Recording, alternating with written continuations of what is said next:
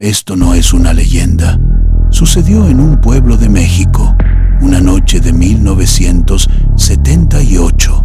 Vimos lo que parecía un cerdo, pero no lo era. Tenía ojos que ardían con rabia humana y manos deformes, como si un hombre estuviera atrapado a medio camino de una bestia.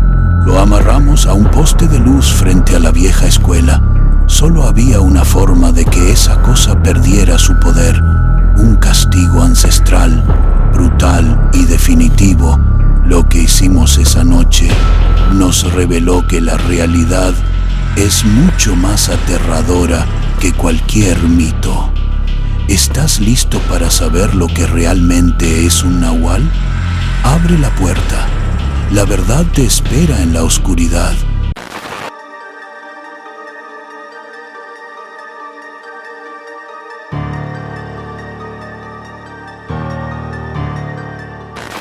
La noche en Santa Marta era una cosa espesa, húmeda y pesada. Era una presencia que olía a humo de ocote, un olor que se te metía hasta los pulmones y te recordaba que estabas lejos de la civilización. Yo, Roberto, apenas un muchacho entonces, regresaba del rancho de mi tío. Llevábamos horas caminando y el cansancio me había dejado una sensación de irritación. A mi lado caminaba mi padre, don Ignacio. Su paso era lento y metódico. Detrás venían don Aurelio y don Chema. Ellos eran los viejos amigos de mi papá, hombres recios, con las manos curtidas por el trabajo en el campo, pero con una sabiduría silenciosa que yo, en mi juventud, confundía con lentitud. Hablaban de cosechas, de la escasez de agua y de vez en cuando de sucesos extraños, de esos que solo se murmuran a la luz de las velas. Yo iba adelante, con mis botas levantando un poco de polvo. «Oye, Ignacio, ¿viste qué grande venía la luna sobre la milpa oculta?», preguntó don Chema, su voz rasposa rompiendo el silencio. «Sí, Chema, demasiado grande, demasiado roja. Dicen los abuelos que cuando la luna viene así, algo malo se prepara en el monte, algo que necesita la oscuridad para moverse». Sentí un escalofrío que no era por el frío, sino por el tono de ellos. Siempre hablaban de esas cosas como si fueran tan reales. Para mí, eran cuentos, mitos del pueblo para asustar. Pero una parte de mí se estremecía. Llegamos a la orilla del pueblo. A nuestra izquierda se alzaba la silueta imponente y oscura de la escuela primaria Lázaro Cárdenas. Incluso de día, la escuela daba un mal aire, con sus ventanas ciegas y su patio enorme y vacío. Por la noche, era el epicentro de todas las historias de aparecidos. Se decía que, en su cancha, bajo la luz de la única farola, se bailaba el vals de los muertos. Y fue justo ahí, bajo el parpadeo débil de ese foco, donde el aire se hizo más denso. De pronto, don Ignacio se detuvo. Los tres hombres se quedaron inmóviles, como estatuas. El silencio pasó de ser normal a ser opresivo. Ya no se oían los grillos, ni siquiera el ladrido lejano de un perro, solo el sonido de mi propia respiración. «¿Qué pasa, don Ignacio?», susurré, sintiendo cómo se me erizaba el vello de la nuca. Mi padre levantó una mano, pidiéndome silencio. Su mirada estaba fija en el borde del patio de la escuela, donde la sombra era más profunda. La farola proyectaba un círculo amarillo enfermizo que apenas tocaba el centro del camino. En el límite de esa luz, justo entre la barda de la escuela y un viejo árbol, se movió algo. Al principio pensé que era un perro grande, quizá un chivo que se había soltado, pero a medida que la cosa avanzaba lentamente hacia la luz, mi mente juvenil, educada en la lógica, empezó a gritar una negación histérica. De las tinieblas emergió un cerdo, pero no cualquier cerdo. Era inmenso, el doble de lo normal, pero lo más perturbador no era su tamaño, sino su estructura. Era anormalmente flaco, alargado, casi esquelético. Su piel, de un color negro ceniza, parecía estar estirada a punto de romperse sobre unos huesos demasiado grandes. No caminaba, se arrastraba con una lentitud, moviendo el cuerpo con una fluidez que no era propia de un animal de granja. El olor me golpeó antes que la visión, un hedor nauseabundo que asocié al miedo puro. Sentí un nudo de bilis en la garganta. El animal se detuvo a escasos 10 metros de nosotros. Estaba de perfil y solo entonces vi sus ojos. No eran los ojos pequeños, torpes y brillantes de un cerdo. Eran grandes, de un amarillo sucio, y nos miraban. Me sentí desnudado, juzgado por algo que no tenía derecho a juzgar. Mi diálogo interno se volvió un torrente de pánico. No es un animal, Roberto. Mira cómo se mueve. ¿Por qué no hace ruido? ¿Qué es esa mirada? Corre, corre. No te quedes aquí. El silencio se rompió cuando el animal, con una precisión escalofriante, hizo un movimiento. No gruñó. Emitió un sonido que era un jadeo húmedo y profundo. De repente, su cuerpo delgado se irguió de forma antinatural sobre sus patas traseras, revelando la monstruosidad de las delanteras. Eran más largas, desproporcionadas, y donde debería haber pezuñas, solo había una protuberancia que, vista en la penumbra, parecía un par de manos deformadas, terminadas en algo parecido a uñas gruesas. El ataque fue repentino, una explosión de velocidad. No vino a matarnos, sino a aterrarnos. Con un chirrido agudo, el cerdo se abalanzó contra mi padre. Don Ignacio reaccionó por instinto, levantando el bastón que llevaba. El animal no lo mordió. Usó sus patas delanteras, las casi manos, para golpear el bastón con una fuerza descomunal. El sonido seco del impacto fue lo que nos despertó del shock. «¡Atrás, don Ignacio!», gritó don Aurelio, que finalmente había sacado el machete de su funda. «¡Este no es un cerdo! ¡Es un nahual!». «¿Qué te está pareciendo hasta ahora? ¿Ya sentiste un escalofrío? Cuéntanos en los comentarios».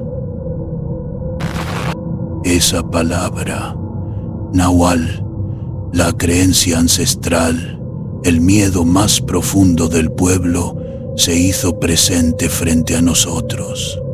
La rabia en sus ojos se intensificó al ser nombrado. El animal soltó otro chillido, esta vez más parecido a un grito de dolor, y se lanzó contra don Aurelio, no con el propósito de herirlo de gravedad, sino de sembrar el pánico. El machete de don Aurelio silbó en el aire, pero el nahual lo esquivó con una astucia imposible para un animal. Mi padre gritó, y el miedo me soltó un chorro de adrenalina helada que finalmente me obligó a moverme. La pelea había comenzado y la noche se había roto. El grito de don Aurelio resonó en la noche. «¡Es un nahual!». Esa palabra fue la chispa que encendió el caos. El animal, al escuchar su nombre, se enfureció, pero también se confundió. Su rabia era ahora una desesperación. El combate era desigual, pero no por la fuerza, sino por la mente. La criatura jugaba con nosotros, lanzaba embestidas rápidas y poco profundas, buscando desestabilizar y asustar, utilizando sus patas delanteras como brazos flexibles que se extendían y retraían con una velocidad aterradora.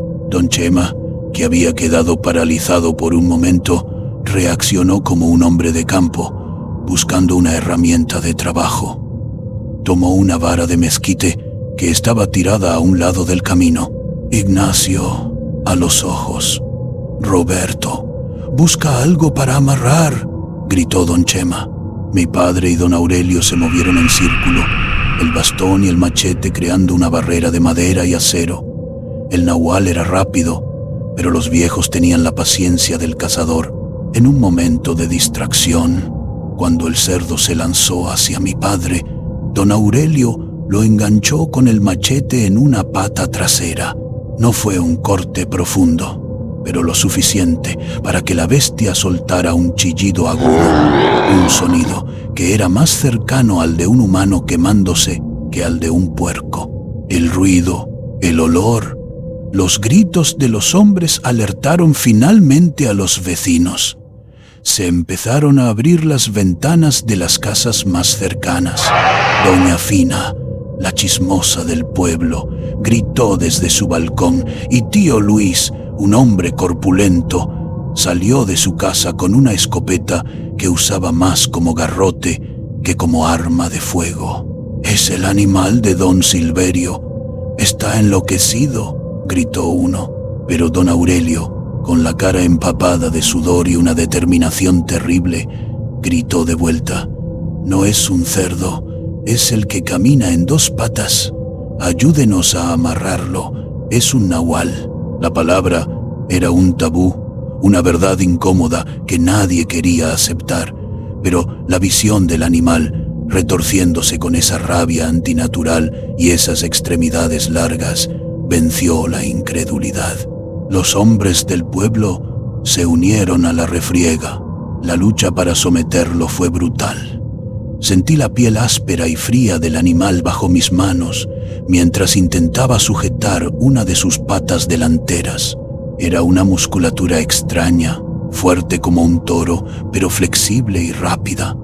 En un forcejeo, la criatura me lanzó un gruñido bajo y profundo. En ese instante, juro que sentí el aliento de un hombre rancio y caliente. No, de un animal. Finalmente, entre 10 hombres, lo logramos. Lo arrastramos y lo amarramos con sogas gruesas y nudos apretados al poste de luz de la escuela. La criatura jadeaba, su cuerpo se convulsionaba y su mirada amarilla nos seguía a cada uno, llena de odio y humillación. Una vez inmovilizado, el examen a la luz pálida del foco fue escalofriante. Su hocico, esa supuesta trompa de cerdo, era delgado y puntiagudo, como si la carne hubiera sido estirada. Su piel negra era lisa y sin pelo, arrugada y enferma, como la de un anciano muy delgado, y sus patas delanteras. Dios mío, sus patas. Don Aurelio se acercó y levantó una. Eran, sin lugar a dudas, manos deformadas, dedos gruesos, anchos, terminados en algo parecido a pezuñas negras. El codo se doblaba de forma antinatural, permitiendo al animal usarlas para agarrar, golpear y, lo más aterrador de todo, suplicar. ¿Lo ven, verdad? No está completo, está a medias, dijo don Aurelio con voz seca.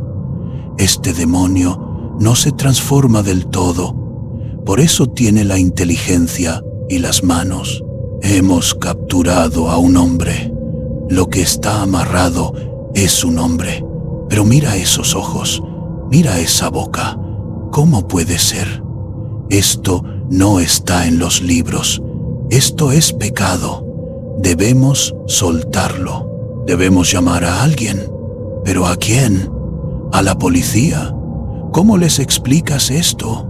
El miedo de los vecinos se transformó en un silencio temeroso. Nadie sabía qué hacer. Matarlo era demasiado y liberarlo era impensable. Entonces, don Chema, con un rostro sombrío, habló con la voz quebrándose por la tensión. «Hay que castrarlo», declaró. La palabra cayó como una piedra en el silencio. «¿Qué dices, Chema? Es un animal, déjalo ir», protestó tío Luis, asustado. No, es un nahual. Y lo que le da el poder, la fuerza, la capacidad de volver y atormentarnos, es su hombría. Si le quitamos eso, se rompe el pacto. Se vuelve solo la bestia torpe y asustada que debía ser. Solo así nos dejará en paz, explicó don Aurelio, apoyando a su amigo con una seriedad pétrea. Sus ojos, los de un hombre que ha tomado una decisión terrible por el bien común, me miraron. ¿Hay algún detalle que hayas notado y que otros no? Déjanos saber en los comentarios. Sentí náuseas. Era un acto de crueldad medieval, pero en la cara de los hombres vi que la mayoría estaba convencida. El terror había anulado la piedad. Don Chema se hizo cargo. Fue a buscar un cuchillo y un par de pinzas. El momento fue horrible, eterno.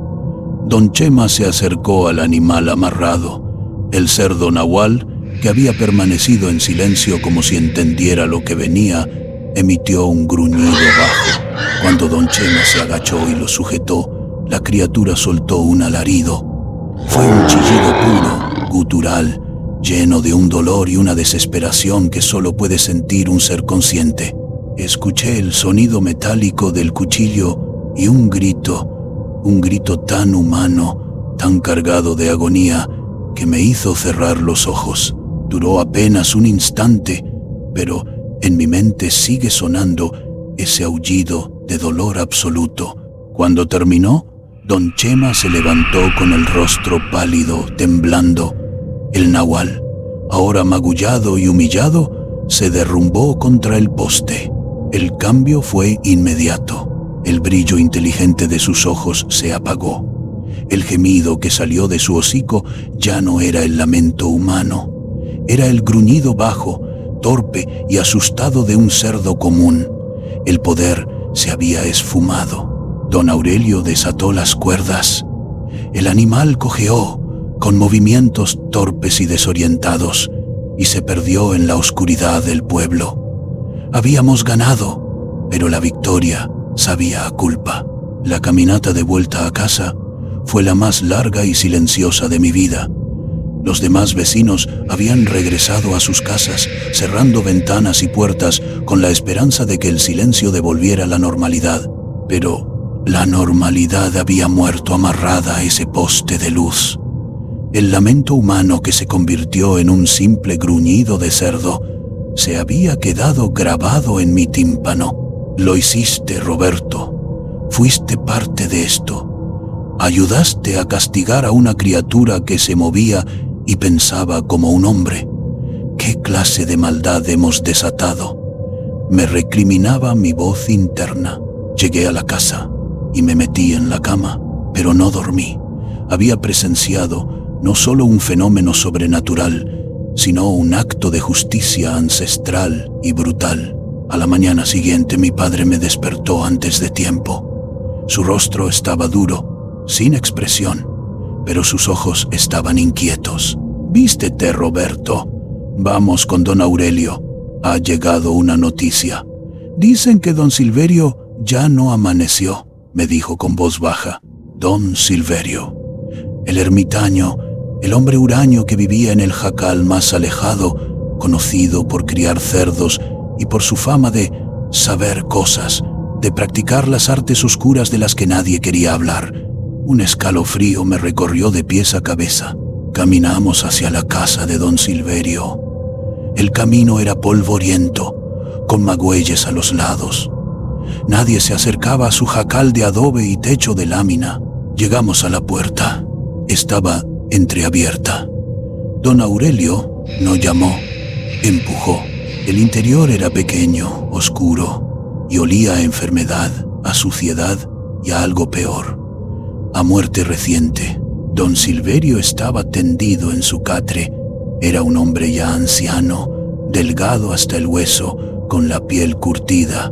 Su rostro estaba tranquilo, pero pálido, con la expresión de alguien que murió en un instante, sin luchar.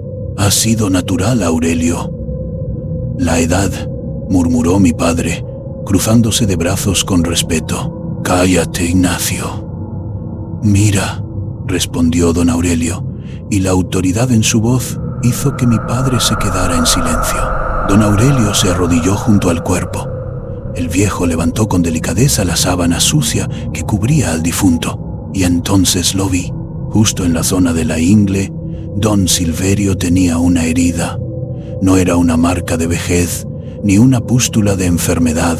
Era una herida abierta, y que, por la forma brutal en que se había hecho, no podía haber sido autoinfligida. Era el mismo lugar, exactamente el mismo lugar donde, apenas unas horas antes, don Chema había realizado el cruel procedimiento al nahual. Don Aurelio se levantó, sin tocar al cuerpo, solo mirándonos a mi padre y a mí. Su rostro era una máscara de terror tranquilo. «Era él», susurró don Aurelio. «Era don Silverio. El cerdo no se transformó por completo al venir, y anoche no se transformó por completo al regresar. El castigo fue real. La herida se quedó con el hombre. No es posible. Es una coincidencia. Es un accidente. Pero la coincidencia no duele así. El nahual, la mano de hombre, la inteligencia, el grito, todo fue él. Lo que humillamos y castigamos fue la carne, la otra piel de don Silverio. El peso de la realidad y del secreto nos abrumó. Lo habíamos condenado. La magia o la maldición del nahual era que, si la bestia era mutilada o herida, la herida se transfería a su forma humana. Y nosotros, al romper el pacto de su poder, habíamos causado su muerte. No dijimos nada más. Mi padre y don Aurelio hicieron lo que los hombres hacen en los pueblos. Asumieron la responsabilidad en silencio. Llamaron al delegado. Se reportó una muerte por causas naturales. A partir de ese día, el pueblo de Santa Marta del Río recuperó su tranquilidad. Nunca más se escuchó el gruñido inusual cerca de la escuela. Nadie habló abiertamente de don Silverio ni del cerdo. Se convirtió en un fantasma en la memoria colectiva, un suceso que se enterró bajo el miedo y la negación. La experiencia me enseñó una verdad terrible. Las creencias ancestrales no son cuentos, son la aterradora realidad que yace justo debajo de la delgada capa de luz, esperando solo una noche de luna roja para manifestarse y para confirmar que, en nuestros pueblos, lo sobrenatural no solo existe, sino que castiga y es castigado. La vida siguió, pero mi alma se quedó amarrada al poste de luz. Si te gustó este video, dale me gusta y compártelo para más historias como estas de terror, y no olvides suscribirte, porque si no vas a chupar faros.